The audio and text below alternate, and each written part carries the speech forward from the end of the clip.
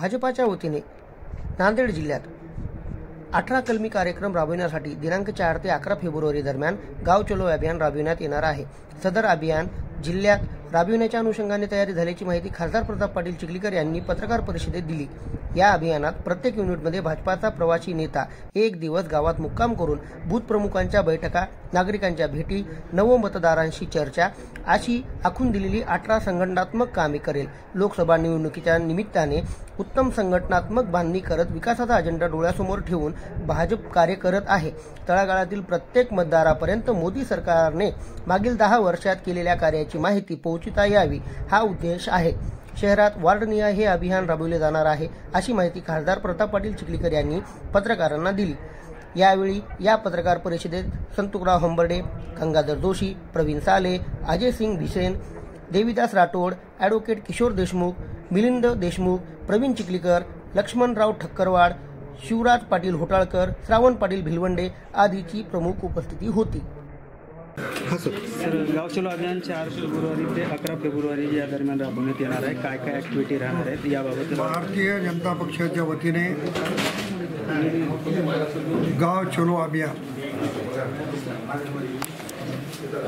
याचं नियोजन 4 तारखेपासून 11 तारखेपर्यंत करण्याच्या सूचना प्रदेशाकडून आलेल्या आहेत। त्याच धर्तीवर नांदेडमध्ये तिन्ही जिल्हाध्यक्षांनी यांचं नियोजन केलं आहे।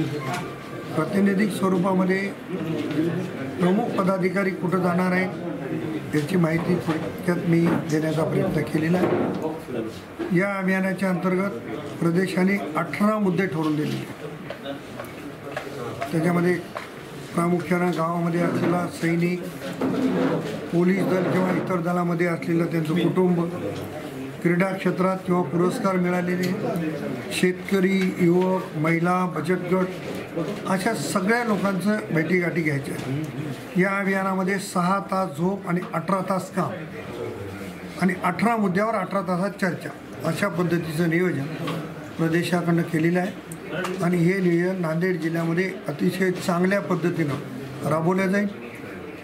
आज जिल्ह्याच्या वतीनं ही पत्रकार परिषद झाली, पण तालुक्याच्या ठिकाणी ज्या ठिकाणी आमचे आमदार आहेत त्या ठिकाणी आमचे आमदार, ज्या ठिकाणी आमचे आमदार नाहीत त्या ठिकाणी विधानसभेचे प्रमुख त्या तालुक्याचा कार्यक्रम ठरवून प्रत्येक बूथपर्यंत हे अभियान राबवण्याचा प्रयत्न निश्चितपणे केला जाणार। नायगाव याच्यासाठी निवडलं, लोकसभेच्या निवडणुकीत मला मताधिक्य आहे, परंतु स्थानिक स्वराज्य संस्थेच्या निवडणुकीमध्ये जो काही झपाटून मार खाला तर तिथल्या लोकांच्या काही समस्या आहेत का त्या समजून घेतल्या पाहिजे म्हणून मी आणि तिथं थोडंसं कार्यकर्त्यांना प्रोत्साहन दिलं पाहिजे म्हणून मी नायगाव निवडलं। बाकी पदाधिकाऱ्यांनी देखील अशाच पद्धतीचा विचार करून ती गावं निवडलेली आहेत।